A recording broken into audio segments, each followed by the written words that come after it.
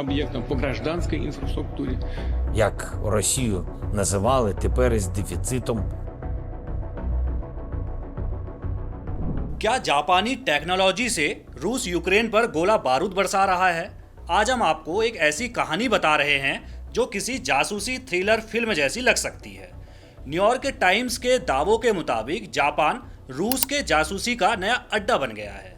कहानी यह है कि यूक्रेन युद्ध के बीच रूस की मिसाइलें और ड्रोन आखिर चल कैसे रहे हैं। मिसाइलों को जीपीएस और सिग्नल कौन दे रहा है? हाल ही में यूक्रेन में एक रूसी क्रूज मिसाइल KH-101 ने एक रिहायशी इमारत को तबाह कर दिया, जिसमें 24 लोगों की मौत हो गई। जब जांचकर्ताओं ने उस मलबे को खंगाला तो उसमें से जापानी कंपनियों के पुर्जे मिले। यही नहीं, यूक्रेन सरकार का अनुमान है कि रूस की 90% मिसाइलों और ड्रोन्स में जापान के बने इलेक्ट्रॉनिक पार्ट्स इस्तेमाल हो रहे हैं। अब आप सोचेंगे कि जापान तो खुलेआम यूक्रेन का साथ दे रहा है, फिर उसकी टेक्नोलॉजी रूस कैसे पहुंच रही है? इसका जवाब है टोक्यो में छिपे रूस के जासूस। इस वीडियो में बताएंगे कि कैसे रूसी जासूस जापान की नाक के नीचे से ये पूरा नेटवर्क चला रहे हैं। बात फरवरी 2022 की है, जब रूस ने यूक्रेन पर हमला किया था।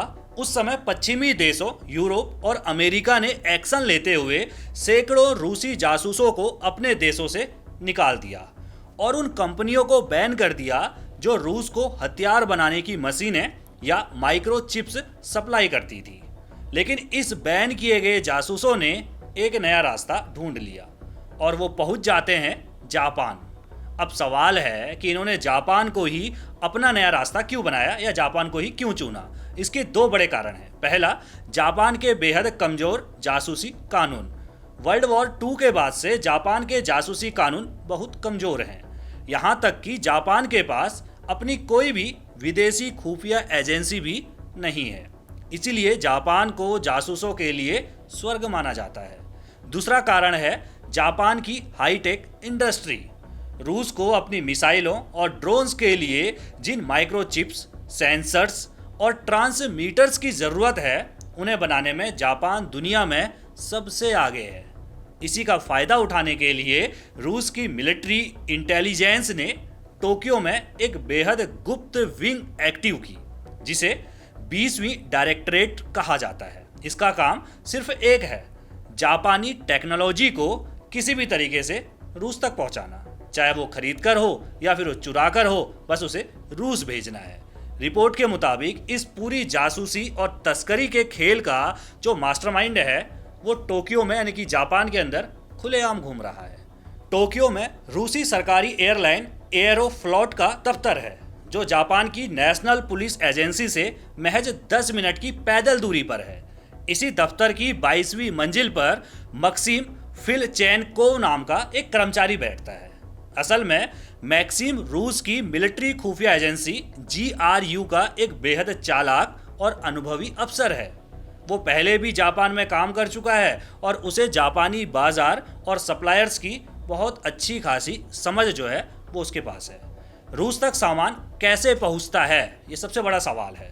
क्योंकि एरोफ्लॉट एयरलाइंस जो है वैसे तो प्रतिबंध नहीं है, लेकिन स्पेयर पार्ट्स न मिलने के कारण उसकी उड़ानें बंद है। ऐसे में मैक्सिम ने जापानी सामानों को रूस भेजने के लिए एक तीसरा रास्ता निकाला। वो जापानी कंपनियों और बिचौलियों के जरिए सामानों को पहले ऐसे देशों में भेजता है जहां से वो आसानी से रूस पहुंच सके। उदाहरण के लिए जापानी सामान वियतनाम, श्रीलंका या फिर उज्बेकिस्तान भेजे जाते हैं और फिर वहां से इन्हें आसानी से रूस तक पहुंचा दिया जाता है। द न्यूयॉर्क टाइम्स के पत्रकारों ने जब इस मामले की हकीकत जानने की कोशिश की तो वो एरोफ्लोट के टोक्यो वाले पार्टनर प्रोको एयर के मालिक ताकेहिको मिकी के पास पहुंचते हैं। मिकी ने माना कि वो मैक्सिम को 2018 से जानते हैं और उसके साथ बिजनेस करते हैं। जब पत्रकारों ने मिकी से उनके शिपमेंट के बारे में पूछा तो उन्होंने कहा कि वे सिर्फ मेडिकल सामान और कॉस्मेटिक्स ही रूस भेजते हैं। सबूत के तौर पर उन्होंने एक बिल भी दिखाया, जिस पर उन्होंने पेन से कुछ नाम छिपाने की कोशिश की थी।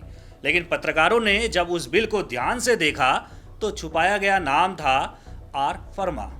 आर फर्मा रूस की एक बड़ी दवा कंपनी है, जिसके मालिक एलेक्सी रैपिक के सीधे संबंध रूस के राष्ट्रपति व्लादिमीर पुतिन से हैं। रैपिक को ब्रिटेन और कनाडा ने बैन करके रखा हुआ है, क्योंकि वो खुलकर जो है इस युद्ध में फंड और सपोर्ट जो है वो लगातार देते आए हैं। हालांकि जापानी बिजनेसमैन मिकी ने किसी भी गलत काम से इनकार किया, लेकिन ये साफ दिखाता है कि जापानी रास्ते का इस्तेमाल कर सीधे पुतिन के कारोबारियों तक सामान जो है वो पहुंचाया जा रहा है। इस बिल से ये साफ नजर आता है। अब आपके मन में एक सवाल आ रहा होगा, क्या जापान सरकार को इसकी भनक नहीं थी? क्या जापान सरकार इसके बारे में कुछ नहीं जानती थी?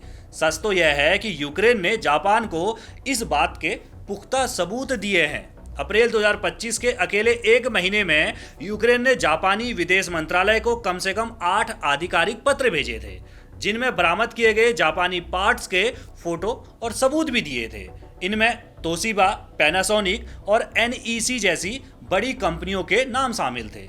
हालांकि इन कंपनियों ने साफ किया कि उन्होंने सीधे रूस को कोई सामान नहीं बेचा और उनके पार्ट्स किसी तीसरे देश के जरिए वहां पहुंचे हैं।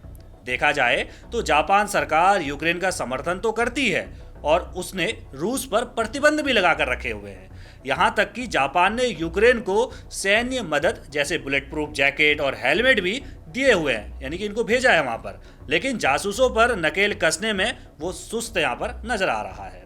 हालांकि जापान की प्रधानमंत्री सानाए तकाइची अब अपनी खुफिया क्षमताओं को मजबूत कर रही हैं ताकि अवैध निर्यात और जासूसी को रोका जा सके। ये पूरी कहानी दिखाती है कि युद्ध सिर्फ बॉर्डर पर नहीं है, बल्कि बंद दफ्तरों, जासूसी फाइलों और नकली शिपिंग रिकॉर्ड्स के सहारे भी लड़ा जा रहा है। इस रिपोर्ट पर आपकी क्या राय है? क्या वास्तव में रूस जो है वो जापान के अंदर अपना जासूसी का नया अड्डा बना चुका है? अपनी राय कमेंट बॉक्स में जरूर रखिएगा। बाकी देश दुनिया की सभी खबरों को पहले पाने के लिए चैनल को सब्सक्राइब करना ना भूलिएगा। नमस्कार।